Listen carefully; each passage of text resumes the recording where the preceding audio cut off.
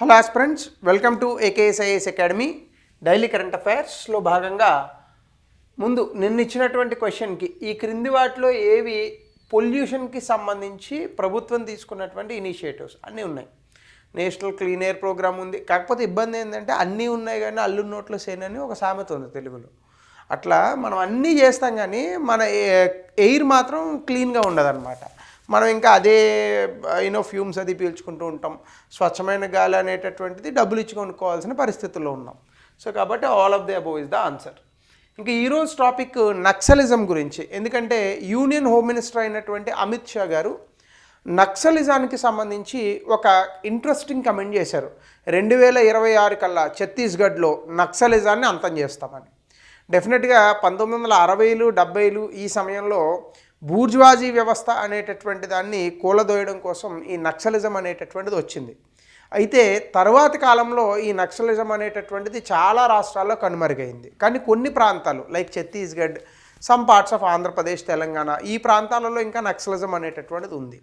అయితే చాలామంది భారతదేశం అభివృద్ధి చెందుతోంది, ఇంకా నక్సలిజం వల్ల మనకు వచ్చేటటువంటిది ఏం ఉపయోగం అని చాలా వరకు కమ్యూనిస్ట్ పార్టీలను కేరళ వంటి రాష్ట్రాలలో తప్ప, ఆ కేరళ ఒక్క రాష్ట్రంలోనే తప్ప మిగతా అన్ని రాష్ట్రాల్లోని కూడా కమ్యూనిస్ట్ పార్టీలను పక్కన పెట్టేశారు ఆల్రెడీ. సో కాబట్టి నక్సలిజం కూడా ఇప్పుడు వస్తున్నటువంటి యువత నక్సలిజానికి చాలా తక్కువగా ఆకర్షితులు అవుతున్నారు మిగతా రాష్ట్రాల్లో. కానీ ఛత్తీస్గఢ్ లాంటి రాష్ట్రాల్లో మాత్రం ఇంకా నక్సలిజం అనేటటువంటి దానివైపు చాలామంది మొగ్గు చూపుతున్నారు. ఈవెన్ దీని కారణంగా పోలీసులకు నక్సలైట్లకి మధ్య జరిగినటువంటి వివిధ రకాలైనటువంటి ఈ యొక్క ఫైట్స్ ఏవైతే ఉంటాయో కాల్పుల్లో అనేక మంది మరణిస్తున్నారు. అఫ్కోర్స్ నక్సలిజం అనేటటువంటిది ఎప్పుడో ఈ మావో, అలాగే కార్ల్ మార్క్స్ వీళ్ళు చెప్పినటువంటి డెమోక్రటిక్ పీపుల్స్ రిపబ్లిక్ని త్రూ వైలెన్స్ ద్వారా చేయాలనేటటువంటిది. But as far as I'm concern, people's republic చేయాలనేటటువంటి వాళ్ళ ఎండ్ కరెక్టే, కానీ వాళ్ళు ఎంచుకున్నటువంటి మార్గం సరైనదా అనేటటువంటిది మీరు కమెంట్ సెక్షన్లో చెప్పండి. ఎందుకంటే violence is never a solution అని మనకి చాలా సందర్భాల్లో చాలామంది వ్యక్తులు చెప్తూ ఉంటారు. ఒక కన్ను ఇంకొక కన్నును పొడిచింది అనుకోండి, అంటే ఒక కన్ను ఎవరో పొడిచారని మనం కూడా ఇంకో కన్నును పొడిచామనుకోండి, and eye for an eye will make the world blind. అంతే కదా, ప్రపంచాన్ని చీకటి చేస్తుంది. సో మనకి ఈ కోణంలోనే నక్సలిజం అంటే ఏంటి, అసలు భారతదేశంలో నక్సలిజం యొక్క పరిణామ క్రమం ఎలా ఉంది, నక్సలిజంలో కొన్ని రకాలు ఉన్నాయి, అవేంటి, దానికి గల కారణాలు, నక్సలిజాన్ని దూరం చేయడానికి భారతదేశంలో ప్రభుత్వం తీసుకున్నటువంటి చర్యలు, అలాగే సమాధాన్ స్ట్రాటజీ అనేటటువంటి ఒక స్ట్రాటజీని కూడా తీసుకొచ్చింది ప్రభుత్వం. ఇవి మనం ఈరోజు సెషన్లో చూద్దాం. ముందుగా అమిత్ షా గారు నక్సలిజాన్ని 2026 కల్లా అంతం చేస్తామని చెప్పారు. అసలు నక్సలిజం అంటే ఏంటంటే ఇది ఒక లెఫ్ట్ వింగ్ ఎక్స్ట్రీమిజం, అంటే వామపక్ష ధోరణి. లెఫ్ట్ వింగ్ ఎక్స్ట్రీమిజం అంటే ఏంటంటే బేసికల్గా సాధారణంగా మనకి ఇలా ఉంటాయి, లెఫ్ట్, రైటు, మిడిలు. లెఫ్ట్ అంటే సాధారణంగా ఈ కమ్యూనిస్టులు ఉంటారు, రైట్ అంటే మనకి సాధారణంగా క్యాపిటలిస్టులు వీళ్ళు వస్తారు, మధ్యలో డెమోక్రాట్స్ ఇలాంటి వాళ్ళని అనుకోండి. ఇంకా కరెక్ట్గా చెప్పాలంటే కాంగ్రెస్ గవర్నమెంట్ లాంటి వాళ్ళు స్లైట్ రైట్ టు మిడిల్ ఉంటారనమాట. సో ఇవి జనరల్గా మనకు ఉన్నటువంటి సిద్ధాంతాలు. ఇందులో భాగంగా అసలు నక్సలిజం అంటే ఏంటంటే ప్రభుత్వాన్ని కూలదోయడం దీని యొక్క ముఖ్య ఉద్దేశం. ప్రభుత్వం అనేటటువంటిది ఏదైతే ఉందో ఈ ప్రభుత్వాన్ని కూలదోయడం అనేటటువంటి దీని యొక్క ముఖ్య ఉద్దేశం. ఎలా కూలదోస్తారు అంటే హింసాత్మక పద్ధతిలో కూలదోస్తారు. ఇది ఎవరు చెప్పారు? Maoist ideology. ప్రాబ్లం ఏంటంటే ఆ మావో ఎక్కడైతే పుట్టాడో చైనాలో నక్సలిజం చచ్చిపోయింది, ఆ దేశంలో ఎవడు నక్సలైట్లు లేరు. కానీ మావో చెప్పినటువంటి సిద్ధాంతాన్ని తీసుకొని మన దేశంలో నక్సలిజాన్ని పాటిస్తున్నారు. మరి ఇది ఎంతవరకు కరెక్ట్ అనేటటువంటిది ఆలోచించాలి. బహుశా 1960లు 70లు 80ల్లో ప్రజల కోసమే నక్సలిజం పుట్టిందనడంలో ఏమాత్రమూ అనుమానం లేదు. ఎందుకంటే ఆ రోజు ఉన్నటువంటి బూర్జువాజీ వ్యవస్థ కానీ, అలాగే ల్యాండ్ లార్డ్స్ ఎవరైతే ఉన్నారో వీళ్ళు అధికంగా ప్రజల నుంచి దోపిడీ చేయడం, ఈ దోపిడీ చేసినటువంటి సొత్తుని సొమ్ముని ప్రజలకు మళ్ళా తిరిగి పంచేటటువంటి ఒక అద్భుతమైనటువంటి నినాదంతో వచ్చిన నక్సలిజాన్ని ప్రజలు హక్కును చేర్చుకున్నారు. కానీ ఈరోజు నక్సలిజం ఏమవుతోంది, ఎటువంటి దారులు తొక్కుతోంది, నక్సలిజం వల్ల నిజంగా ప్రజలకు ఏదైనా మంచి జరుగుతోందా, ఈ అంశాలను చూడాలి. ఎందుకంటే సోషల్ మీడియా, అలాగే ఒకప్పుడు ప్రజల గొంతుక విప్పాలంటే ఎక్కడ తెలిసేది కాదు. ఈరోజు సోషల్ మీడియా వచ్చిన తర్వాత ఎంత చిన్న అంశాన్నైనా కూడా ప్రపంచవ్యాప్తంగా దాన్ని మనం చూపించేటటువంటి పరిస్థితులు ఉన్నాయి. ఉదాహరణకి నిన్న మొన్న బెంగళూరులో ఒక టెక్కీ ఆత్మహత్య చేసుకున్నాడు. ఇలాంటి ఆత్మహత్యలు గతంలో చాలా జరిగాయి. కానీ అతను చేసుకున్నటువంటి ఆత్మహత్య ఇప్పుడు ప్రపంచవ్యాప్తంగా అది వైరల్ అయింది వీడియో. అతను చెప్పినటువంటి నినాదం, సో ఎందుకు బ్రతకాలి ఏంటి, ఒక ఫిలాసఫీ. సో కాబట్టి నేను ఏమంటున్నానంటే, ఒకప్పుడు నక్సలిజం 1960లు 70ల్లో శ్రీశ్రీ మహాప్రస్థానం రాసినటువంటి రోజుల్లో, నక్సలిజాన్ని సపోర్ట్ చేస్తూ సినిమాలు వచ్చినటువంటి రోజుల్లో ప్రజలకి మంచి చేయాలనేటటువంటి నక్సలిజం 2024లో ఉందా? ఒకప్పటి గద్దర్ పాటలు ఇప్పుడు ఉన్నాయా? అంటే నిజంగా ఆ వైపుగానే వెళ్తూ ఉన్నాయా ఈ లెఫ్ట్ వింగ్ ఎక్స్ట్రీమిజం అనేది మనం ఆలోచించాలి. ప్రజలు కూడా దీని మీద ఒక సరైనటువంటి అవగాహన నిర్ణయాలకు కూడా రావాలి. అయితే ఈ నక్సలిజం అనేది అసలు నక్సల్బరీ అనేటటువంటి విలేజ్లో పుట్టింది, అందుకే దానికి నక్సలిజం అనే పేరు వచ్చింది. ఇక్కడ ట్రైబల్ పిజెంట్ అప్రైజింగ్, అక్కడ ఉన్నటువంటి ట్రైబల్స్ ఇంకా మిగతా వాళ్ళు దెబ్బలాడుకోవడం వల్ల ముఖ్యంగా ఆదివాసీ ప్రాంతాల్లోనే నక్సలిజం పెరిగింది. సో బెంగాల్లో 1967లో ఈ యొక్క నక్సలిజం అనేటటువంటిది వచ్చింది. దీని ఐడియాలజీ కార్ల్ మార్క్స్, లెనిన్ వీళ్ళు చెప్పినటువంటి ప్రిన్సిపల్స్. సరే, కార్ల్ మార్క్స్ అనేటటువంటి సైద్ధాంతికర్త కాబట్టి దాస్ క్యాపిటల్ అనేటటువంటి ఒక పుస్తకం రాసి ఈయన పెట్టుబడిదారీ వ్యవస్థ క్యాపిటలిజంకి ఎగెనెస్ట్గా సోషలిజం అనేటటువంటి ఒక పుస్తకాన్ని రాశాడు డెఫినెట్గా దాస్ క్యాపిటల్. అంటే అందులో డార్విన్ సిద్ధాంతాన్ని ఆధారంగా చేసుకొని శ్రమ దోపిడీ అనేటటువంటి జరుగుతోంది. పెట్టుబడిదారీ వ్యవస్థలో శ్రమ దోపిడీ జరగకూడదు, శ్రమను దోపిడీ చేయకుండా దాని నుంచి వచ్చేటటువంటి లాభాన్ని ఎవరైతే పని చేస్తున్నారో వాళ్ళకి పంచాలి అనేటటువంటి ఒక నినాదము. సరే, అది అలా ఉంచితే మీరు లెనిన్ ప్రిన్సిపల్స్ చూసుకోండి. సోవియట్ రష్యాకి బోల్షివిక్ రెవల్యూషన్ 1917 ఆ ప్రాంతంలో జారిస్ట్ రిజైమ్ని పక్కకి తప్పించి బోల్షివిక్ రెవల్యూషన్లో భాగంగా సోవియట్ రష్యాకి హెడ్ అయినటువంటి లెనిన్ అతను తెచ్చినటువంటి సూత్రాల కారణంగా ఆ దేశంలో కొన్ని లక్షల మంది మరణించారు. ఈవెన్ చిన్నపిల్లల్ని ఆకలి బాధలు తట్టుకోలేక చిన్నపిల్లల్ని చంపుకుని తినేసేటటువంటి పరిస్థితులు ఆ దేశంలో వచ్చాయి. మరి ఇప్పుడు ఈ ఐడియాలజీని మనం డ్రివెన్ చేస్తూ ఈ యొక్క ల్యాండ్ రిఫార్మ్స్ అండ్ ఎక్స్ప్లాయిటేషన్ ఖచ్చితంగా భారతదేశంలో దోపిడీ అనేటటువంటి జరిగింది. అలాగే ఈ యొక్క భూ సంస్కరణలకు సంబంధించి డబ్బులున్న వాళ్ళు డబ్బులు లేని వాళ్ళ దగ్గర భూములు లాక్కున్నారు, నేను కాదని అనట్లేదు. కానీ దానికి ఈ రకమైనటువంటి సిద్ధాంతాలు ఆ దేశాలలో ఉన్నటువంటి వ్యవస్థను నాశనం చేసినటువంటి సిద్ధాంతాలు, నేను కార్ల్ మార్క్స్ గురించి మాట్లాడట్లేదు, లెనిన్ గురించి మాట్లాడుతున్నాను. ఈ సిద్ధాంతాలను అనుసరించి మన దేశంలో ఇప్పుడు ఆయుధాలు చేపట్టడం అనేటటువంటిది 2024లో కరెక్టా? మేబీ 1960లో అది కరెక్ట్ అయి ఉండొచ్చు, బహుశా కరెక్ట్ అని నేను చెప్పట్లా.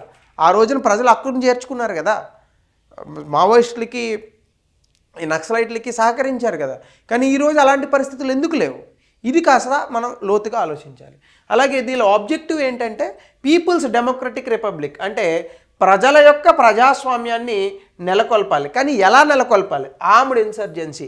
ఒక వ్యక్తికి కనుక మనము వెపన్ ఇస్తే ఆ వ్యక్తిలో నైతికతను పట్టుకోవడం చాలా కష్టము. ఇప్పుడు ఒక వ్యక్తికి గన్ ఇచ్చి నువ్వు నీతిమంతుడిగా ఉండు అని చెప్పామనుకోండి, చాలా కష్టం ఆ వ్యక్తిలో నీతిని అనేటటువంటి దాన్ని చూడడానికి. అందుకే సాధారణంగా మన దేశంలో ఈ వెపన్స్ అనేటటువంటి వాటిని ఎప్పుడు ఫండమెంటల్ రైట్గా మనం చేయలేదు. అమెరికా లాంటి దేశాలలో గన్ కొనుక్కోవడం అనేటటువంటిది ప్రాథమిక హక్కుగా భావిస్తారు, అక్కడ రాజ్యాంగంలో ఉంది. కానీ మన దేశంలో అట్లాంటి హక్కులు లేవు.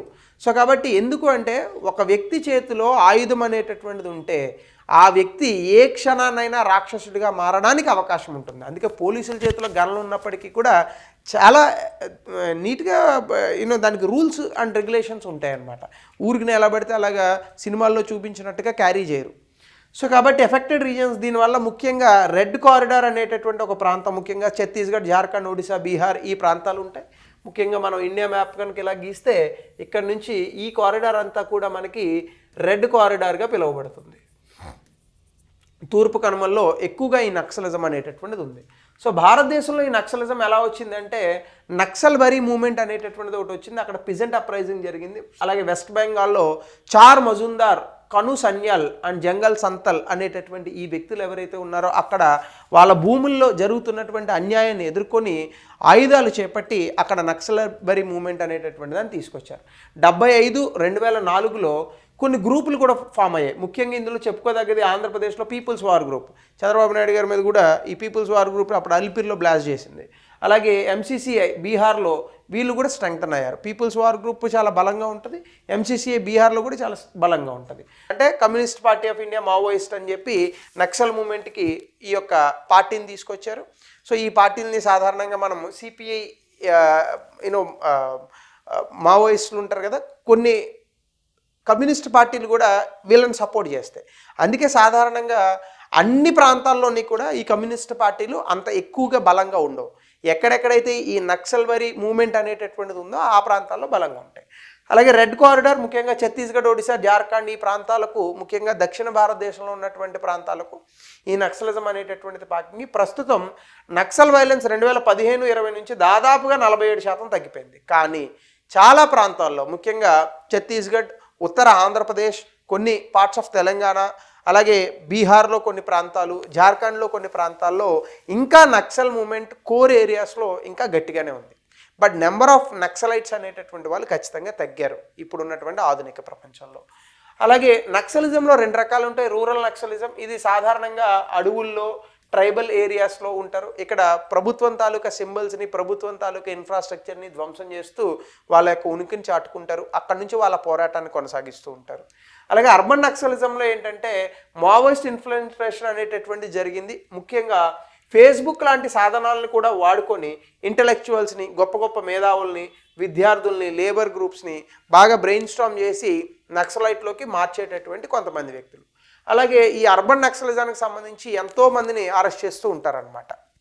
ముఖ్యంగా గద్దర్ లాంటి వాళ్ళను ఆ కాలంలో వీళ్ళు సపోర్ట్ చేస్తున్నారని చాలా కేసులు పెట్టారు. సో మరణించారు అనుకోండి, వేరే సంగతి. అలాగే రీజన్స్ బిహైండ్ నక్సలిజం కనుక మనం చూస్తే ఎకనామిక్ ఇన్ఈక్వాలిటీ. సాధారణంగా అసలు నక్సలిజం రావడానికి గల ముఖ్య కారణం ఆర్థిక అసమానతలు. ఒక ఆయన ఉంటాడు, ఆయనకి 1000 ఎకరాలు ఉంటుంది. ఆ ఊరిలో కింద ఉన్నటువంటి వ్యక్తులు ఉంటారు, వాళ్ళకేమో 2 ఎకరాలు కూడా ఉండదు. ఒక వ్యక్తికి ఎందుకండి 1000 ఎకరాలు? ముఖ్యంగా ఈ రకమైనటువంటి భూమిని లాక్కోవడం అనేటటువంటి దానిపైన ప్రధానంగా నక్సలిజం వచ్చింది.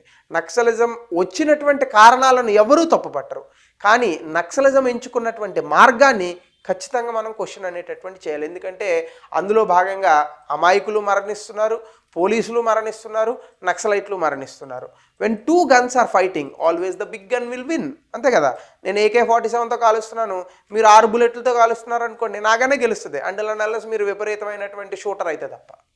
సో కాబట్టి ఎకనామిక్ ఇన్ఈక్వాలిటీ, ఆర్థిక అసమానతల నుంచే, భూస్వామ్య వ్యవస్థ నుంచే ఈ నక్సలిజం అనేటటువంటిది పుట్టింది. ముఖ్యంగా వెనకబడినటువంటి వర్గాలు ఆ కమ్యూనిటీస్ దగ్గర ఉన్నటువంటి భూములను లాక్కున్నారు. అలాగే ఎక్స్ప్లాయిటేషన్ ఆఫ్ ట్రైబల్స్, ఆదివాసీలను ముఖ్యంగా దోపిడీ చేశారు మైనింగ్ పేరుతో. అలాగే అక్కడ ఉన్నటువంటి అడవుల నరికివేతతో, అలాగే వాళ్ళకి అడవులపైన ఉన్నటువంటి హక్కుల్ని లాక్కోవడం, ఇలాంటి అనేక కారణాలతో అడవుల్లో బ్రతుకుతున్నటువంటి ఆదివాసీల యొక్క జీవనాన్ని విపరీతంగా డిస్టర్బ్ చేశారు. అలాగే ల్యాక్ ఆఫ్ డెవలప్మెంట్. సాధారణంగా పట్టణ ప్రాంతాల్లో అధికంగా డెవలప్మెంట్ అనేది జరుగుతూ ఉంటుంది. గ్రామీణ ప్రాంతాల్లో కానీ లేదా అడవుల్లో ఉన్నటువంటి గ్రామాల్లో కానీ సాధారణంగా మనకి డెవలప్మెంట్ అనేది తక్కువ ఉంటుంది. ఇది కూడా ఒక ప్రధానమైనటువంటి కారణం ఈ యొక్క నక్సలిజం రావడానికి. అలాగే గవర్నెన్స్ డెఫిసిట్, ముఖ్యంగా పరిపాలన అనేటటువంటి సరిగ్గా లేకపోవడం, లంచగొండితనం విపరీతంగా ఉండడం, ప్రజలకు ప్రభుత్వం ఇచ్చేటటువంటి అనేక రాయితీలు కానీ ఇంకా ఇతరత్ర అంశాలు కానీ చేరకపోవడం, ఇవన్నీ కూడా ప్రధానమైనటువంటి కారణాలు. అలాగే పొలిటికల్ మార్జినలైజేషన్. సాధారణంగా ఎర్లీ డేస్ ఆఫ్ పాలిటిక్స్లో ఎవరు రాజకీయ నాయకులుగా మారారండి? ఈవెన్ ఇప్పుడు కూడా క్రిమినల్స్, అధికంగా డబ్బులు ఉన్నటువంటి వ్యక్తులు వీళ్ళే కదండి. ఈ రోజున ఒక ఎమ్మెల్యే అవ్వాలంటే ఖచ్చితంగా భారతదేశంలో లేదా ఆంధ్ర, తెలంగాణ రాష్ట్రాలలో ఎంత ఖర్చు పెట్టాలండి? మినిమం ఒక 20-30 కోట్లు ఖర్చు పెట్టాలి కదా. ఏందండి ఎమ్మెల్యే నిజంగా చేసేది ఏంటి చెప్పండి? 5 ఏళ్లలో ఆయన ఏం చేస్తాడో కూడా ఆయనకి తెలియదు, మనకి తెలియదు. కొంతమంది ఎమ్మెల్యేలు, నేను పెద్ద పెద్ద అద్భుతమైనటువంటి వ్యక్తులు ఉన్నారు వాళ్ళని అన్నట్ల, కొంతమంది ఎంపీలు ఉన్నారు. భారతదేశంలో 545 మంది ఇప్పుడు లోక్సభలో ఎంపీలు ఉంటే అందులో 500 మంది అసలు ప్రశ్నలే అడగరు, పోతారు, ఆడపోయి తినేసి హాయిగా నిద్రపోయి వస్తారు. అట్లాంటి వాళ్ళు కూడా ఉన్నారు. సో ప్రజా ప్రాతినిధ్యం అనేటటువంటిది ఒక సోకుగా మారినటువంటి దేశంలో మనం చూస్తున్నాం. ముఖ్యంగా ప్రజలకి సేవ చేయాలని అనుకునేటటువంటి వ్యక్తులు రాజకీయ నాయకులు ఎవరెవరు మన దేశంలో చాలా తక్కువ సందర్భాల్లో అవుతూ ఉంటాయి. ఎంతమంది రాలేదు? మంచి మంచి ఒపీనియన్స్తో రాజకీయ పార్టీలు పెట్టి మూసేసిన వ్యక్తులు ఎంతమంది లేరు? అలాగే రాజకీయ పార్టీలు పెట్టి వాళ్ళ పబ్బం గడుపుకోవడానికి దాని నుంచి పదవులు డబ్బు ఉన్నటువంటి వ్యక్తులు ఎంతమంది లేరు? సో ఇలా అనేక సందర్భాల్లో రాజకీయంగా కొన్ని కమ్యూనిటీస్ని మనం వెనక్కి నెట్టాం. రాజకీయం అనేటటువంటి దాన్ని డబ్బుంటేనే రాజకీయం అనేటటువంటి స్థితికి దిగజార్చాం. దీని కారణంగా ఆదివాసీలు ఇలాంటి వ్యక్తులకు ఎక్కువగా రాజకీయ ప్రాతినిధ్యం కల్పించకపోవడం కూడా ఈ యొక్క నక్సలిజానికి చాలా విపరీతమైనటువంటి కారణంగా నిలిచింది. అలాగే గవర్నమెంట్ ఇనిషియేటివ్స్ డెఫినెట్గా నక్సలిజంలో భాగంగానే వెపన్స్ అనేవి కనుక తీసుకుంటే అది వైలెన్స్ అవుతుంది. ఇప్పుడు వాళ్ళ ఇంటెన్షన్ ఏదైనా పక్కన పెట్టండి, ఇద్దరు వ్యక్తులు కాల్చుకుంటున్నారు అనుకోండి, మధ్యలో మూడో వాడికి బుల్లెట్ తగులుతుంది. సో దీన్ని అరికట్టడానికి సెక్యూరిటీ ఆపరేషన్స్ తీసుకొచ్చింది, ముఖ్యంగా గ్రే హౌండ్స్ లాంటి వాటిని తీసుకొచ్చారు, సిఏపిఎఫ్ని తీసుకొచ్చారు, అలాగే బస్తరియా బెటాలియన్ తీసుకొచ్చారు. దాంతోపాటు ఈ ఏ ప్రాంతాల్లో అయితే నక్సలిజం ఉందో ఆ ప్రాంతాల్లో అభివృద్ధి పనులు చేపట్టారు. యాస్పిరేషనల్ డిస్ట్రిక్ట్స్ ప్రోగ్రామ్ 112 డిస్ట్రిక్ట్లు స్టార్ట్ చేశారు. అలాగే రోషిని స్కీమ్ పెట్టారు. అలాగే సరెండర్ అండ్ రిహాబిలిటేషన్ గ్రూప్స్, మీకు తెలిసే ఉంటుంది, నక్సలిజంలో ఉన్నటువంటి వ్యక్తుల్ని పునరావాసం కల్పిస్తూ జనజీవన స్రవంతిలో కలపడానికి తీసుకొచ్చిన ప్రోగ్రాము. అలాగే intelligence, multi agency centres, UAV surveillance, drones, వీటితో సర్వేలెన్స్ చేసి నక్సలైట్స్ని చంపుతున్నారు ప్రభుత్వం కూడా. So better than killing, talks is good. నాకు తెలిసినంత వరకు మాట్లాడుకుంటే సమస్యలు తొలగిపోతాయి. నక్సలిజంలో ఇప్పుడున్నటువంటి ఆ పీపుల్స్ వార్ గ్రూప్ వీళ్ళు కూడా ప్రభుత్వంతో మాట్లాడడానికి రెడీగానే ఉన్నారు. సో కాబట్టి that's good thing. So skill డెవలప్మెంట్లో భాగంగానే ప్రధానమంత్రి కౌశల్ వికాస్ యోజన ఇలాంటి వాటితో ఎంప్లాయ్మెంట్ని ప్రొవైడ్ చేయడం వల్ల కూడా, నూతన ఉద్యోగ అవకాశాలు తీసుకురావడం వల్ల కూడా ఇప్పుడున్నటువంటి యువత నక్సలిజం వైపు వెళ్లకుండా ఉంటారు.